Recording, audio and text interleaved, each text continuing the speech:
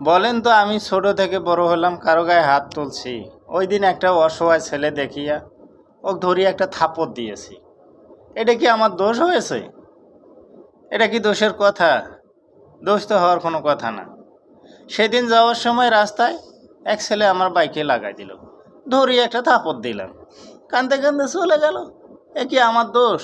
আমার জীবনে কারো গায়ে হাত তুলছি আমি? আপনারাই বলেন। আমি এই ধরনের অন্যায় করি না। আর ওই দিন আসতে ধরছি বৃষ্টির দিন, একজনে আমার সাথে ধাক্কা খাইলো। খবর নিয়ে দেখলাম ওর পরিবারে কেউ নাই। চিন্তা করলাম দুইটা বসাই দিলি তো আরাম হবে। দিলাম দুই চারটে বসায়। এ কি আমার দোষ? এ কি আমার অন্যায় হয়েছে? আপনারা বলেন তো। আমি কোনো অন্যায় করি কারোর সাথে? কখনো না। আসার সময় আবার দেখি যে এক লোক টাকা নিয়ে আনে, দোকানদারকে দিচ্ছে, হিসাব বোঝে না। তো কি করলাম, আমি হিসাব করে দিবা যে 100 টাকা নকি থুইলাম, এটা আমার পকেটে ভরে রাখলাম। আমি কি কারো ঠগাই? কাউকে আমি ঠগায় খাই? বলেন।